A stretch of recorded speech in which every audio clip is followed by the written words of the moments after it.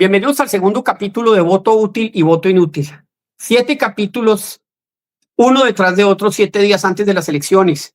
En el primero, escucharon nuestra discusión con Mar Candela, mi compañera de podcast, una mujer que no se calla lo que siente, lo que piensa, una mujer de izquierda, y este es un podcast que se hace desde la diferencia.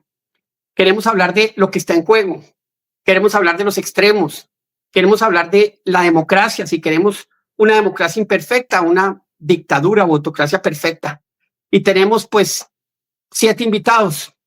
Y el de hoy, además de Mar, mi compañera, Mar Candela, mi compañera, mi co-host, educadora, tiene toda clase de títulos, mejor dicho. Ahora después nos los cuentas. Pero es una mujer que de verdad es así. No es así. Le ha costado mucho, pero es una mujer que yo creo que aporta muchísimo a este debate político, sobre todo en esta semana. Y está con nosotros Alejandro Gaviria, un hombre que hizo lo que muy pocas personas hacen, siendo rector de la universidad más importante. Dijo, yo quiero prestar más, yo quiero servir, yo quiero ser servidor público, y volvió a entrar a la política. Y yo creo que esto hay que reconocerlo. Cuando uno tiene ese sentido de servicio, eso es una cosa grande. Sirvió en el gobierno de Álvaro Uribe, me acuerdo con él en Valledupar, en eventos. Sirvió con Juan Manuel Santos durante los 8 años y sirvió al principio de Gustavo Petro, un hombre profundo, un hombre serio, ha escrito muchos libros y Mar va a hablar de ellos. Pero gracias por estar acá, Alejandro, y usted tiene mucho que decir en este momento tan importante de Colombia. Y gracias, Francisco, por la invitación, y gracias a Mar Candela también por la presencia aquí. Y por eso quiero la confianza también. No, y quiero arrancar con la pregunta: ¿qué está en juego? Usted, digamos, tiene una mirada privilegiada a los últimos 20 años o 24 años de gobiernos. ¿De dónde venimos y para dónde vamos? ¿Qué está en juego en estas elecciones? ¿Qué está pasando? ¿Cuál es su apreciación del momento político a pocos días de que los colombianos vayan a las urnas? Para responder esa pregunta, Francisco, me voy a ir al año 2002. En el año 2002, yo recuerdo bien, yo acababa de llegar de los Estados Unidos de estudiar un doctorado en economía y trabajaba como subdirector de FEDesarrollo. Y hubo en ese momento una misión de profesores de la Universidad de Harvard que vino a Colombia, dirigida por un economista que ya falleció, que era en su momento decano de la Facultad de Economía, y que decía, aquí se va a definir el futuro de Colombia en ese año 2002. Hoy podemos decir, más de 2 décadas después, que a Colombia no le fue mal en el siglo XXI. Creció más rápido que muchas de las economías comparables en la región, logró disminuir de manera sustancial la tasa de homicidios, salió de la percepción global entonces de ser un Estado fallido. Hoy volvemos a estar en una situación donde estamos definiendo nuestro futuro, Francisco. Yo creo que el país está cambiando de muchas maneras. Hay una transición en la economía, en la política. Pero lo que está en juego, yo no quiero ser exagerado ni catastrofista, es de alguna manera nuestras instituciones, nuestra forma de operar colectivamente. ¿Y qué amenazas le ve a eso que dábamos por sentado, las instituciones, la separación de poder? ¿Qué ve usted que pueda pasar en las elecciones si cogemos para un lado, cogemos para otro o para otro? Porque hay tres caminos, hay distintos. Yo voy a plantear como 2 amenazas distintas que yo veo en la perspectiva de esta elección. La primera, Francisco, tiene que ver con esta idea de una asamblea constituyente. Yo estuve en la Feria del Libro hablando con el intelectual colombiano Carlos Granés, que escribió un libro muy interesante que se llama El rugido de nuestro tiempo. Y él decía lo siguiente, haciendo, si se quiere, una analogía entre Colombia y México. Él decía, para México, en su momento, la gran amenaza para quienes detentaban el poder era el sistema judicial. Para Colombia parece ser el Congreso. Y ese tema de la Asamblea Nacional Constituyente, como se está planteando en esta campaña, es un intento por saltarse al Congreso. Es un intento por tener una democracia distinta. Esta la veo yo como una amenaza. Un intento por concentrar el poder de una democracia en la rama ejecutiva del poder público. Si nos vamos al otro lado, yo veo el riesgo de una extrema polarización. de un país que no logre ponerse de acuerdo y que entremos a lo que algunos analistas han llamado en el contexto latinoamericano una guerra civil fría, una polarización que nos vaya acercando cada vez más a una tercera oleada de violencia. Yo creo que eso también es un riesgo que tenemos. Bueno, yo desde la educomunicación acá de ñoña, que es la mirada que muchas personas como que les molesta, porque la educomunicación no se queda con el tema de las palabras corrientes. Acá necesitamos pensarnos exactamente por qué y para qué es necesario tener un voto coyuntural, que la gente no se lo está tomando en serio porque el país no tiene herramientas de educación cívica. Eso fue algo que desapareció, no sé por qué, desapareció en los colegios, en las universidades, y nos vemos explicándole a gente de más de 30 años cosas tan elementales como que su voto sí tiene poder y su voto debe ser un acto pensado, no apasionado. Y en esa línea yo quiero preguntar, Alejandro, ¿cómo hacemos para que no se deshumanice el ejercicio proselitista? Porque sí es necesario conectar con la gente y no se nos convierta en un show de manipulaciones emocionales con la gente. O sea, ¿cómo hacemos para equilibrar eso? Marta, planteas una pregunta que tal vez es fundamental en la discusión, no solamente de Colombia, sino global sobre la democracia, que tiene como varias raíces este debate. Todos quienes han pensado, no solamente ahora, sino a lo largo de una historia larga de la humanidad en la democracia, presuponían algo, y es que esa cultura cívica estaba ahí. Por medio de la conversación, por medio del debate público, por medio de cierta capacidad y cierto convencimiento, quizás individual, del discernimiento, la gente iba a votar bien. Lo que está ocurriendo me parece interesante. Yo tuve una conversación con un abogado y científico político. En mi opinión, uno de los académicos que más ha reflexionado sobre estos temas en Colombia es profesor de la Universidad Javeriana, Felipe Rey, y él me decía, Mari Francisco, lo siguiente, quiero llamarle la atención. Él me decía, para responder esa pregunta, Mar, tenemos que tener en cuenta una interacción entre los medios de comunicación masiva y la política. Volvámonos a los años 40, 50, Francisco, con la emergencia o el surgimiento de la radio como la forma de llegarle a la gente. Eso llevó a que el tipo de políticos que se eligiera entonces eran los grandes oradores, ¿no? Quienes tenían el poder de la palabra y por la radio podían llegarle a mucha gente. Algunos dicen que incluso la radio le abrió la puerta al fascismo, a una parte del nazismo en Europa. Después, en los años 60 y 70, vino la televisión y otro tipo de personalidades mediáticas surgieron y aparecieron en la esfera política.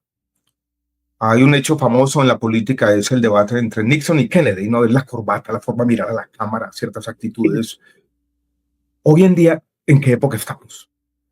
En la época de videos en TikTok de 25, 30 segundos aquí. Y eso parece que ha tenido el efecto de hackearnos de alguna manera. Y eso contrarresta los esfuerzos que siempre son parciales de tener una cultura cívica. ¿Y quién está predominando hoy? Pues yo no quisiera decirlo muy duro, pero casi que estamos entrando en la era de los payasos. Quien puede por aquí transmitir mensajes eficaces. Lo digo no de manera peyorativa, pero las comunicaciones, las redes sociales, estos aparatos que están cambiando la vida, esta naturaleza anfibia en la que habitamos el mundo de la política, el traslado del debate político a la esfera virtual, está transformando todo. Y la pedagogía para la democracia es difícil, Mar y Francisco. Francisco, si uno quisiera, por ejemplo, imaginarse en los últimos 30 años de Colombia, 40 años de Colombia, ¿quién ha hecho una pedagogía obsesiva por la democracia? Antanas Mockus hizo algo loable con el tema de la cultura ciudadana. Consideraría que es lo último que pasó. Ley como cuestión de principio. A mí me parece que un tipo, por ejemplo, si nos devolvemos al Congreso como Carlos Gaviria sobre los derechos hizo pedagogía ciudadana. A mí me ha gustado citar en lo que he escrito últimamente la primera persona que yo encontré que tenía una obsesión en eso, que es Estanislao Zuleta, cuyas conferencias transcritas siguen resonando. más de 30 años después de su muerte. Pero no es fácil, ¿no? Hacer una pedagogía de la democracia, hacer lo que estamos tratando de hacer aquí, llamarle la atención a la gente sobre la necesidad de votar bien, de incorporar cierta racionalidad, no emociones básicas en las decisiones políticas. Ante esto, Hay algo que, la desinformación masiva no es fácil, ¿no? hay algo que Francisco hace mucho énfasis y yo estoy de acuerdo y es el voto con criterio. Lo que estamos Exacto. mencionando del voto útil, el voto inútil. Sin embargo, si no hay educación cívica, ¿cómo hace la gente para comprender qué exactamente es hacer un voto útil, qué exactamente es hacer un voto con criterio? Y en ese marco de ideas yo hice un ejercicio, Alejandro, de algunas preguntas que traigo de tus propios libros. Sí. En contra del fanatismo, en la página 17, abro comillas, el fanatismo divide, cierra las puertas al diálogo y convierte las diferencias en enemistades irreconciliables. En política, el pensamiento único es el mayor enemigo de la democracia. Cierro comillas. Y ahí es donde yo te pregunto, y son dos preguntas en una. Primero, ¿cómo piensas que podría gobernar alguien que hoy considera enemigo a quien piensa distinto? ¿Y quién en esta coyuntura presidencial representa ese tipo de personaje? Sí, Mar, yo primero quiero devolverme en algo cuando Francisco habla, por ejemplo, votar con criterio, ¿no? Yo quisiera poner sobre la mesa una dificultad democrática que tenemos incluso en la esfera individual. Todos sufrimos del sesgo de confirmación. Todos somos proteccionistas con nuestras convicciones. Todos ante evidencia que pone en cuestión lo que pensamos tendemos a rechazar. Entonces, las virtudes democráticas son difíciles porque de alguna manera cognitivamente tenemos esos sesgos que están ahí. Y para mí el sesgo de confirmación es como el padre de todos los sesgos cognitivos que tenemos. Donde estamos hablando de algo que es difícil, que es lo que yo trato de decir ahí contra el fanatismo, y es el fanatismo nos acecha a todos, ¿no? Y cuando empezamos a informarnos de una manera fragmentada en nuestras propias burbujas por estos aparaticos, ese sesgo de confirmación que tenemos todos, pues se exacerba. Esa es la dificultad que estamos pensando. Ahora, Mar, tú me dices, ¿quién representa? ¿Quién? O sea, ¿cómo puede gobernar en democracia alguien que considera que quien piensa distinto es su enemigo? ¿Y yo creo quién representaría en esta coyuntura a ese tipo de persona? Yo creo que alguien que tienda a clasificar el mundo entre, por ejemplo, una élite corrupta que está por allá y un pueblo que yo solo represento, que es el lenguaje populista elemental del libro de texto, pues no representa esos valores que estamos tratando de poner aquí sobre la mesa. Yo lo que estoy tratando de decir, Mar, es que también es una cuestión de grado. Todos quienes estamos abocados al mundo político tenemos algo de eso, pero hay grados y excesos. Y lo que estamos viendo en esta campaña, Francisco, es pues una polarización y no sé, a mí lo que me preocupa es que esa polarización de la campaña, ese no respeto ético al que piensa distinto, cuando llega al gobierno, queda inmersa en un círculo vicioso del que es imposible salir. Que yo lo miro de esta manera. El mal gobierno genera mala oposición y la mala oposición retroalimenta el mal gobierno. Y este país necesita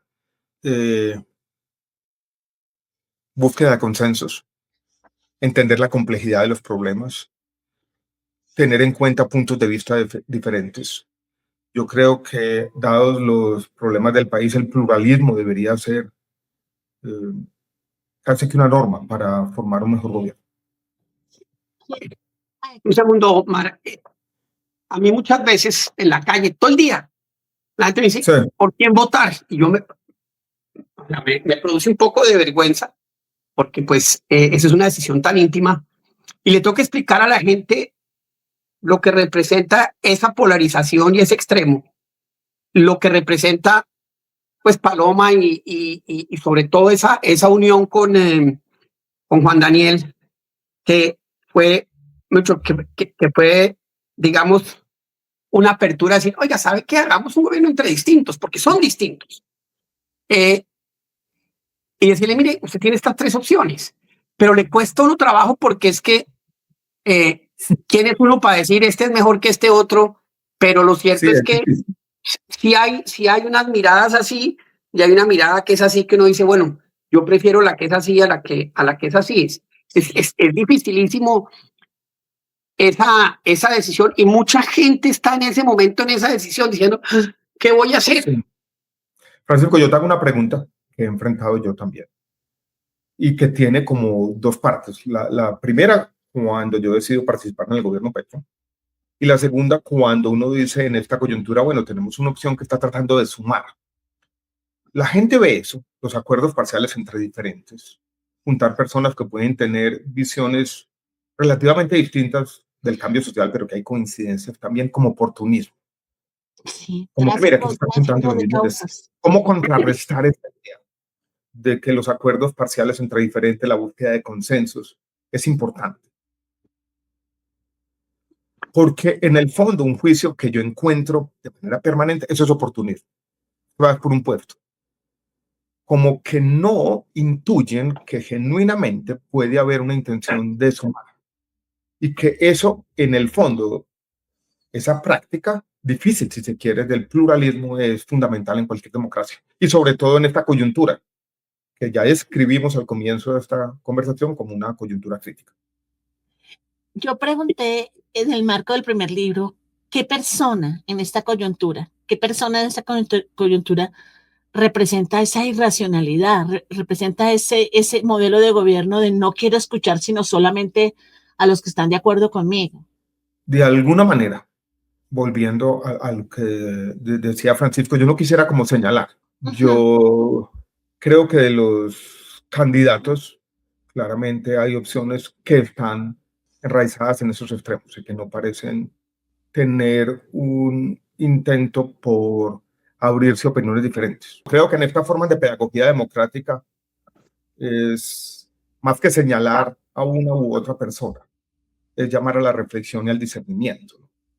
¿Por qué? Porque yo puedo encontrar que una persona puede votar por decir cualquier cosa, Iván Cepeda o Abelardo de la Espriella, pero en el fondo lo que estamos llamando es que ese voto sea un voto que tenga detrás, de manera subyacente a eso, una reflexión. Porque nosotros no podemos, de alguna manera, hablar aquí de reflexión y discernimiento y tratar de estigmatizar a todos quienes vayan a votar por una opción que nosotros no compartimos. Yo no quiero estigmatizar a alguien, sino que yo sí quiero poner la mirada en las maneras de campañas, Alejandro. Hay unas campañas que están siendo muy, muy payaseadas, lo dijiste tú. Y hay otras que, o sea, yo no he visto una campaña que haya podido liberarse del show. Y a eso me refiero. ¿Cuál sería la menos espectacular? No, yo no quiero estigmatizar a nadie. No, ¿qué problema veo yo en esta campaña? Primero, que las redes sociales están llenas de desinformación y de mentiras, de una manera que es cada vez peor.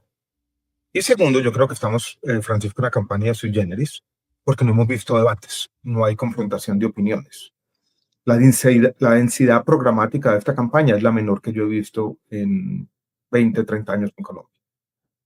Para mí es muy difícil, ante los tres problemas, en mi opinión, más grandes del país. El problema fiscal, que le puede explotar rápidamente las manos al próximo presidente. El problema de la salud, que se acerca a una crisis humanitaria.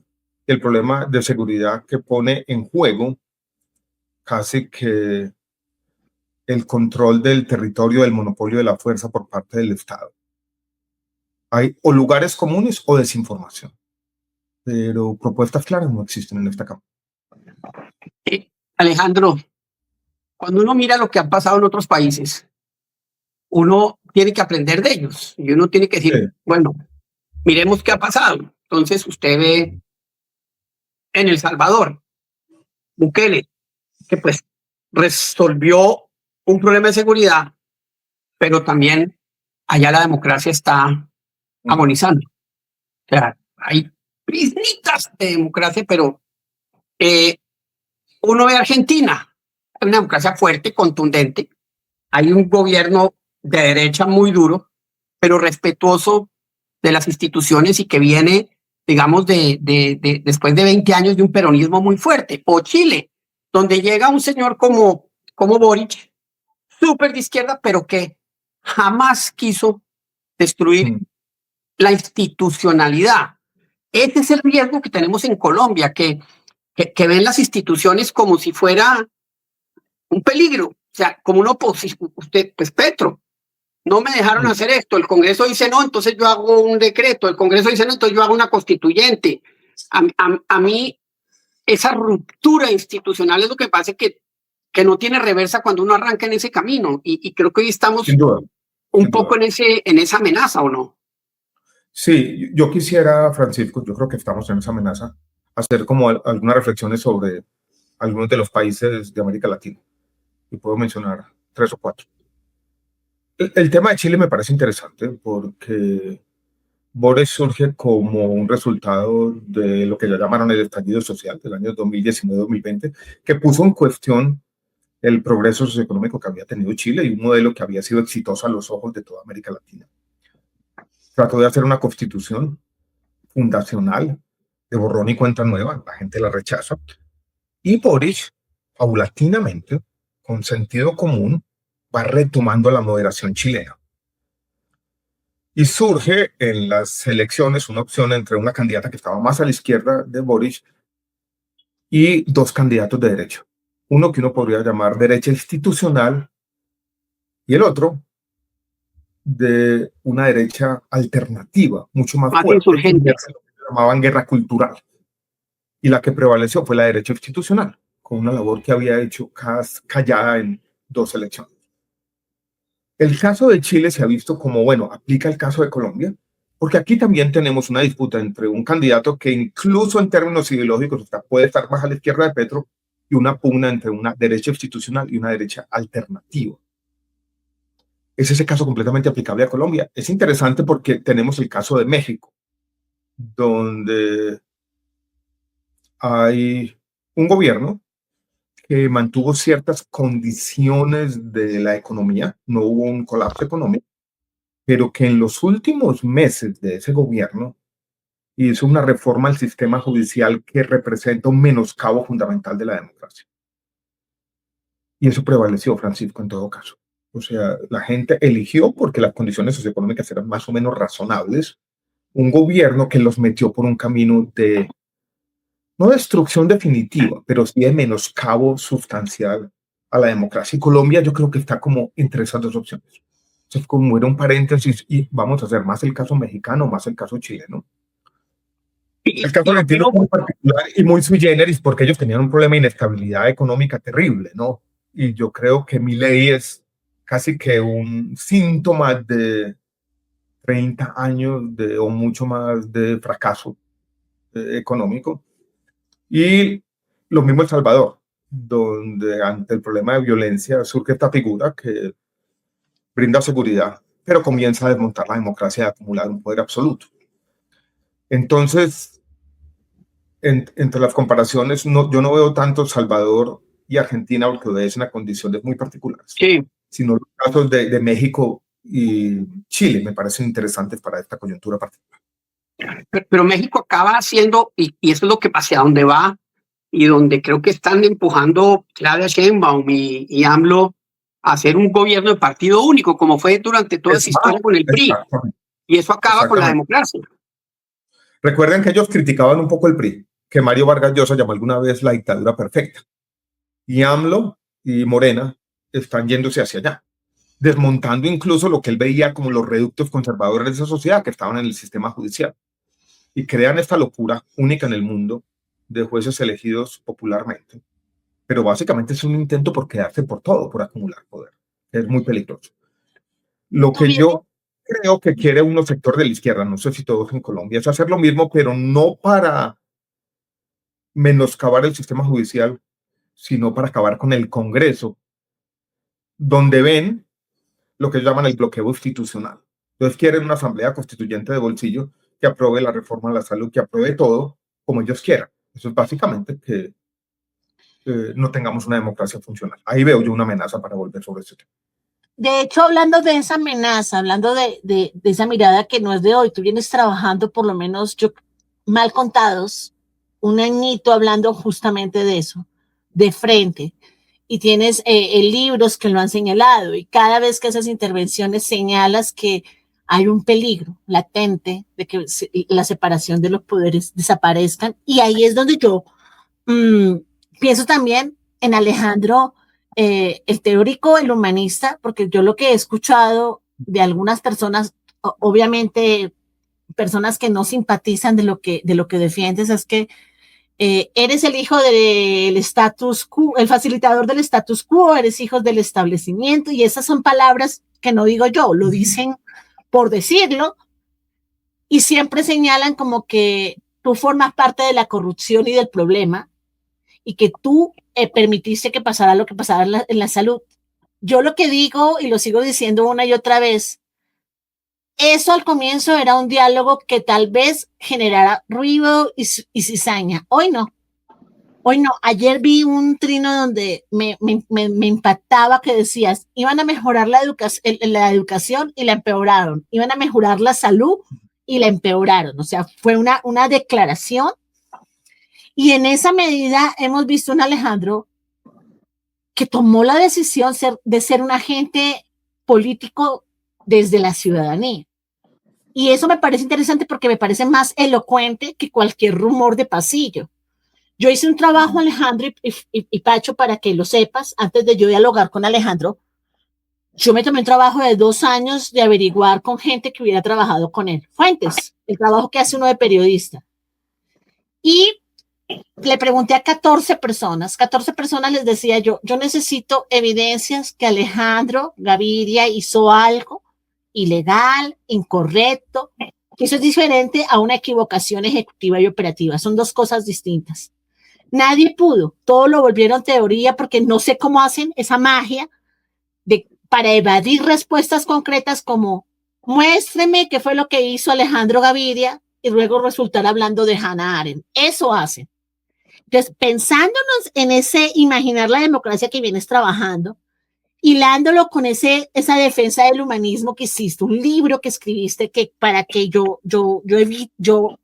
cuando escucho tantas cosas, a veces sin sentido en redes y espacios, le digo a la gente, vaya, busque un libro de Alejandro y luego pelea con él. Porque este libro del humanismo lleva a Colombia a un lugar donde casi nunca nos pensamos, Pacho. Casi nunca nos pensamos la Colombia desde lo humanístico, porque somos un país que nos enseñamos a pensarnos desde la guerra, desde el río de sangre, desgraciadamente, y desde lo binario, desde quién tiene razón y quién no, y no proponemos. Entonces, a mí me llamó la atención en la página 42, abro comillas, la política no debe ser una guerra, sino un esfuerzo colectivo para mejorar la vida. El humanismo consiste en poner la persona, sus derechos y su bienestar por encima de ideologías e intereses de grupo. Mi pregunta es, ¿por qué hoy los políticos que hoy tienen el poder de ser un bálsamo, de traernos esperanza, sus propuestas se centran en pelear y no en resolver los problemas reales de la gente?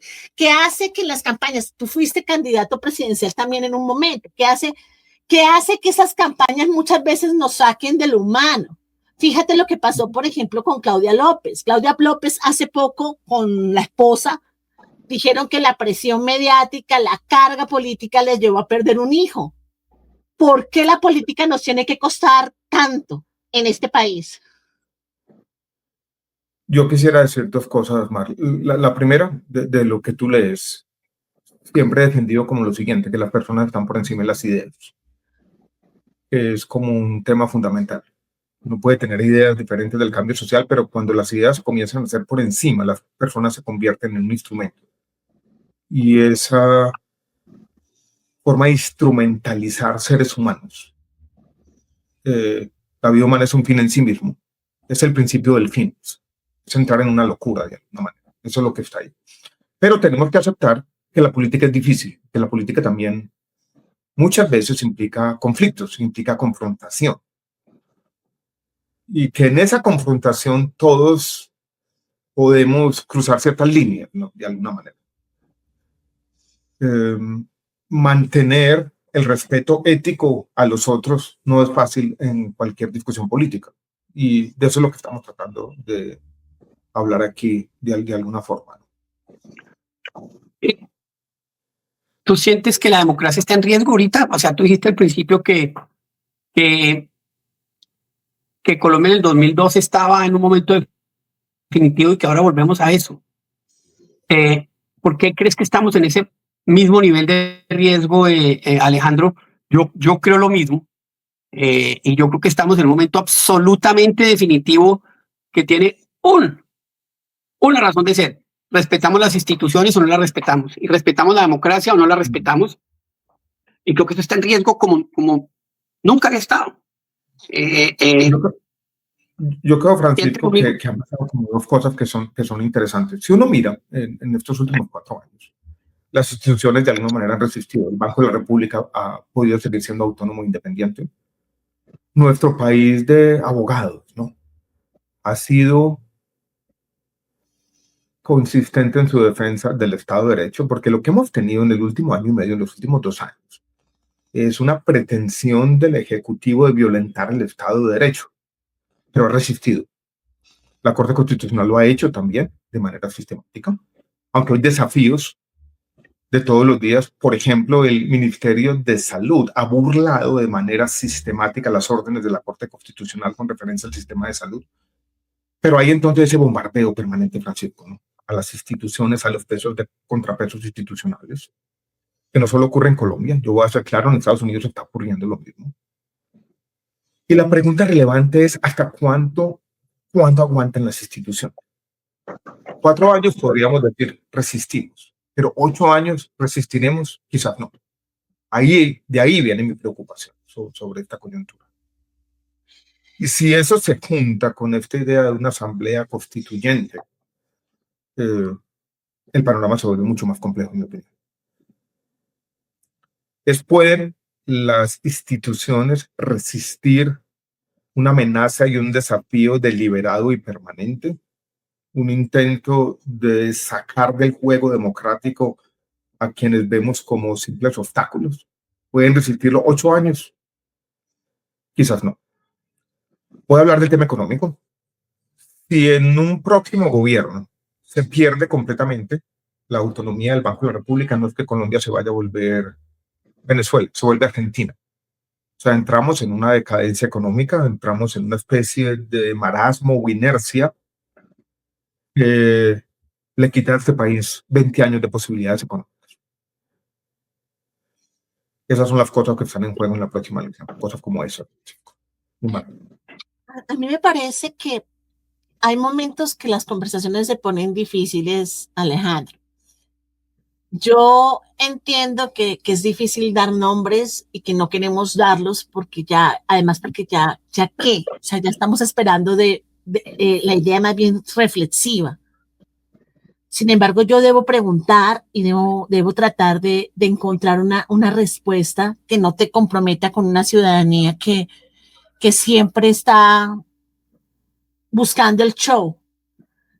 ¿Qué pasaría si este país lo llega a gobernar un hombre o una mujer entregado a los excesos de su propia egolatría? Que no escucha a su equipo de trabajo, que no tiene experiencia, nunca ha sido senador, no ha hecho una carrera, no sabe qué es ser un edil, o una persona que ya ha hecho carrera, pero que su carrera es una amenaza a la democracia. ¿Qué pasaría si eso llega a pasar? O sea, ¿qué sucedería desde tu mirada, valga la redundancia? ¿Qué sucedería si eso llegara a acontecer? Que gane, por un lado, una persona que no tiene ninguna experiencia ni ejecutiva, ni operativa, ni administrativa, que no ha hecho carrera política, que los suyos son otras cosas, o que gane un político de trayectoria, una persona que sí tiene trayectoria, que sí sabe lo que es senador, que sí sabe cómo funciona el país, e igual tiene toda nuestra desconfianza porque nos pone de frente una dictadura y de frente nos dice, lo que yo quiero es seguir los procesos ejecutivos y operativos de Gustavo Petro. Lo que estamos diciendo, Mari, yo voy a repetirlo, es examinemos las dos opciones. Vámonos a la derecha, con la derecha alternativa, con inclinaciones autoritarias, sin experiencia, con una tendencia que es compartida por los extremos de sobresimplificar las soluciones de los problemas, que nos va a llevar a un conflicto social inmediato. Eso nos puede acercar, vuelvo y repito, a una tercera oleada de violencia, en lo que yo veo ahí, a una situación muy difícil de manejar, a una especie de ruptura profunda. El otro lado, lo que veo es un proceso más endógeno de menoscabo de lo que se conoce como la democracia liberal, en la cual el poder no se concentra en una sola persona, y también de conflicto, y también de este círculo vicioso del que yo hablaba hace un tiempo, de mal gobierno y mala oposición. Veo también una situación a la que yo le quiero asignar algún peso de probabilidad. Gana Iván Cepeda en las elecciones. No se toma en serio el problema fiscal. Los inversionistas que han confiado en la trayectoria histórica de Colombia de honrar sus compromisos comienzan a tener dudas. Comienza el gobierno y no sabe una solución y hay una estampida, lo que se conoce muchas veces como un frenazo de capitales. Eso lleva a que se exacerbe el problema fiscal y que en un año y medio el gobierno puede anunciar que va a jinetear las pensiones, que no puede pagar las 12 mesadas pensionales o 13, sino que va a tener que irlas moviendo hacia el año entrante. Eso genera una desconfianza profunda, la favorabilidad del gobierno cae al 20 o 25% y tenemos los problemas acumulándose y una inacción gubernamental y una situación básicamente de desgobierno absoluto. Estoy haciendo ejercicios de perspectiva más o menos razonable de lo que puede ocurrir, ¿no? Que mire que nos llevan en un lado al conflicto y en otro lado a los problemas económicos más graves. Esos son los escenarios. Yo no quisiera ser catastrofista, no me gusta hacerlo, ¿no? Todos tenemos una fácil imaginación para los desastres. No me gusta caer en la fracasomanía, pero yo creo que son escenarios que hay que tener en cuenta. Y lo que pasa es que es difícil. Ya, estamos tratando de eso. Es que es muy difícil, Alejandro y Francisco, es muy difícil no ser catastrofista. Yo valoro eso de ti en tus libros, en tus ponencias, pero es muy difícil, lo digo desde mi lugar, no ser catastrofista cuando el gobierno pasado, el presidente llegó con promesas facilistas. Y yo cuando voté por él, yo no voté por esas promesas, porque para mí esas promesas fueron promesas de campaña. Yo creo que todo colombiano sabe que de 100 preguntas, de 100 promesas que hace un político, hay por lo menos unas 60 de campaña y unas 40 que tal vez va a revisar y que tal vez va a cumplir. Y nos hemos acostumbrado a los políticos facilistas, a hacer, o sea, que le prometan a la gente parques en los barrios cuando no hay recursos para hacer parques y cuando hay otras prioridades económicas. Y al colombiano le gusta que le endulcen el oído. Yo comparto todo el tiempo en las conversaciones que tengo que nosotros hemos convertido a los políticos en los mentirosos y cínicos más grandes, porque nosotros, cuando hay una persona medianamente sobria diciendo las cosas sin apasionamientos, no lo escuchamos y creemos que no tiene posibilidad. Esa es parte de nuestra historia. Y en esa medida, yo tengo que hablar de política social, Alejandro, porque es un tema... Sí, Mar, está bien, pero recuerden, nos quedan 5 minuticos, ¿no? Okay. Déjame, yo te hago una pregunta para volver al escenario de fondo. ¿El centro existe? O sea, porque es que parte de lo que está pasando en el mundo es que ese centro, que era centro izquierda, centro derecha, centro que va y vuelve, se ha ido perdiendo, y es una tristeza, porque eso es un avance de sensatez y de lograr acuerdos y de generar escenarios donde usted podía verse con otro que pensara distinto. ¿Hay centro en Colombia? ¿Cómo fortalecer ese centro? Yo creo que el centro existe, pero no me gusta llamarlo así, Pacho, no me gusta esa equidistancia. No me gusta como el centro que simplemente reclama un lugar en la política, como que aquí están los extremos, aquí estoy yo. Porque el centro también puede tener posiciones fuertes. ¿Sabe cómo me gusta llamarlo a mí? Es el liberalismo. Okay. Es el que recoge ese espíritu liberal, que es el reformismo democrático, que de alguna manera caracterizó a Colombia. Y yo creo que, Pacho, hay un tema que me preocupa, y es que el centro en Colombia eran dos cosas al mismo tiempo. El centro era ese centro que de alguna manera tenía un discurso apolítico que hemos asociado con Antana Mocos, con Sergio Fajardo, donde yo podría estar allí, Claudia López, pero el centro también eran los partidos tradicionales y había vasos comunicantes entre una cosa y la otra. Y esos partidos tradicionales, hoy en día despreciados, jugaron un papel histórico. Primero, llegaron a acuerdos y segundo, garantizaron cierta estabilidad en la economía y ciertas condiciones razonables de crecimiento en el país. Después esa conexión se fue perdiendo y tenemos situaciones como la actual en la cual los partidos tradicionales apenas hasta ahora comienzan a tener una opción presidencial, se fueron refugiando en liderazgos regionales y el centro se fue volviendo una especie de personalismos atomizados. Y en medio de la polarización causada, entre otras partes, por las redes sociales, que ha sido la primera parte de nuestra conversación, el centro se fue diluyendo. Y hoy en día, en esta contienda electoral, pues no es que no exista, pero es muy minoritario, pero sigue teniendo, Francisco, cierto poder para decidir, porque esos votantes de centro, a un lado o al otro, más racionales, porque esos sí son racionales y reflexivos, muchos de ellos, pueden también marcar la diferencia. Yo creo que Colombia necesita quizás un partido que ordene esos personalismos excesivos, ¿no? Esa idea que en el centro político todo el mundo levanta la mano y dice, es mi turno. Sergio Fajardo, es mi turno después de 3 periodos presidenciales.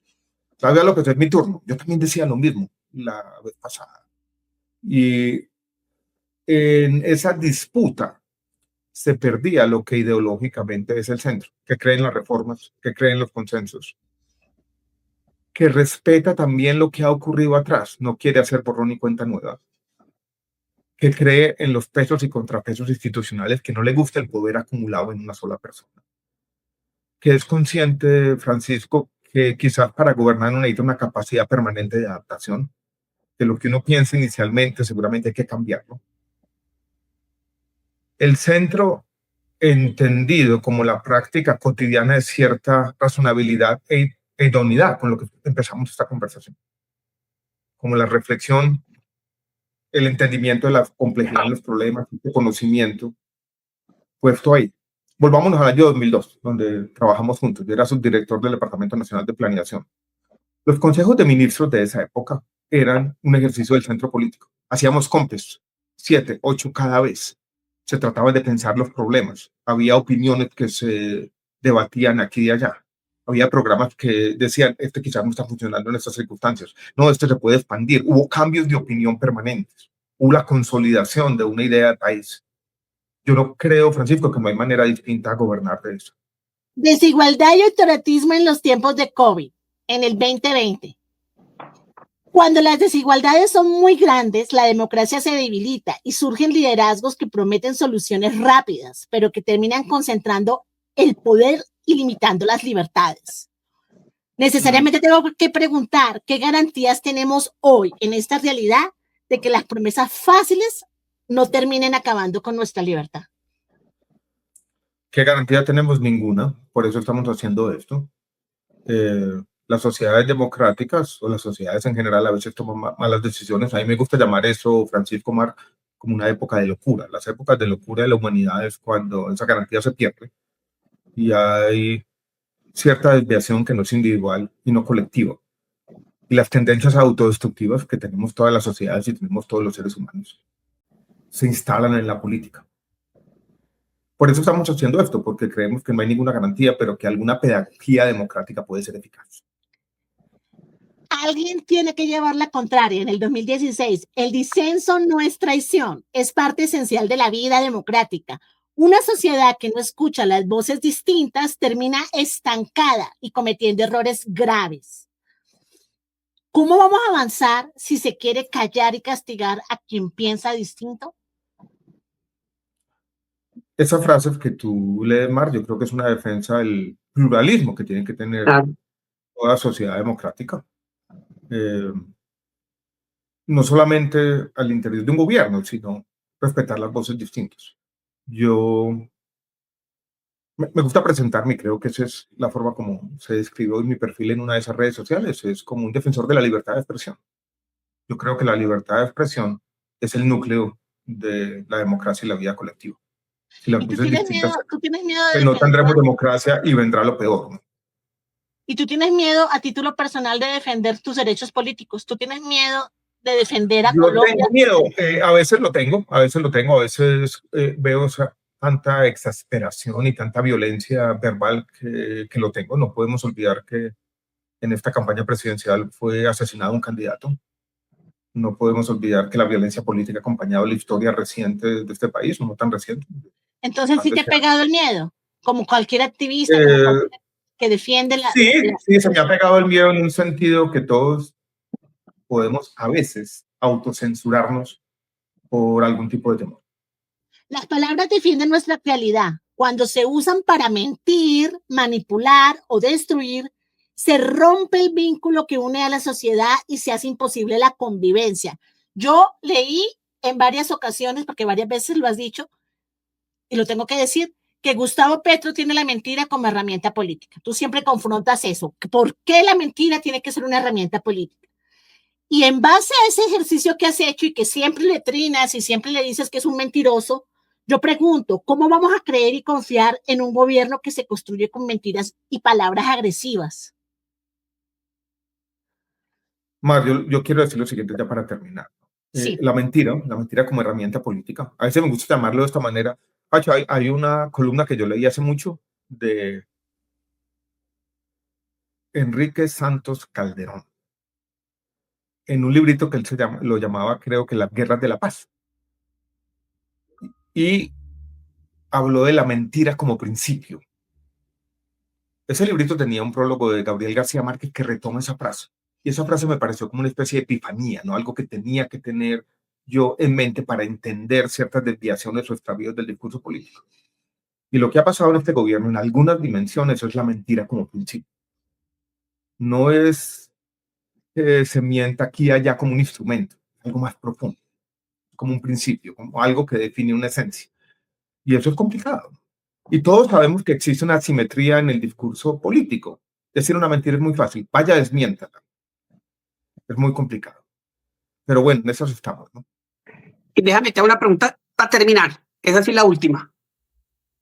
La mentira destruyó la confianza. O sea, en un presidente, cuando un presidente miente, uno dice, entonces, ¿qué le creo? ¿Cómo se recupera esa confianza? ¿Se puede recuperar? ¿Qué tiene que hacer el siguiente gobierno para que la gente vuelva a creer?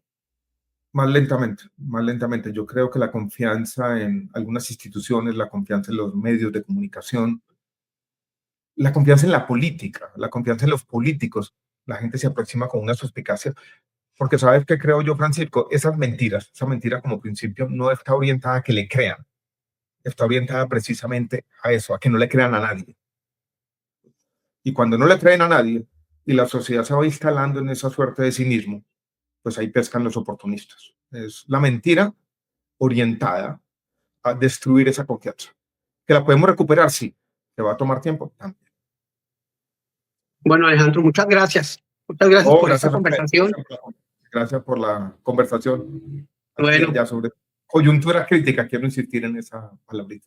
Fuerte abrazo para ti, gracias. Francisco, para ti, Mar. Gracias por todo. Gracias, chao. Chao. Bueno, ¿cómo recuperar la confianza? Creo que es el fondo del asunto. Uno, lo segundo de la conversación que es fundamental es que estamos en un riesgo inmenso.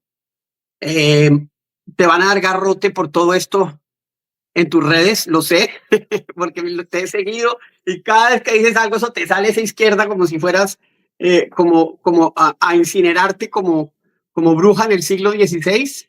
Así te queman en la hoguera, pero bueno, esa es la política de hoy, tristemente, y para eso es este ejercicio, para que podamos hablar entre diferentes y entendamos el riesgo que corre Colombia. Y recobrar la confianza en la democracia, lo tenemos que hacer. Pues muchas gracias. El tercer capítulo es con una persona que fue muy cercana a Petro, la apoyó profundamente y se desilusionó mucho, como tú, querida Mar. Catherine Miranda, mañana, con nosotros en Voto Útil, Voto Inútil. Chao.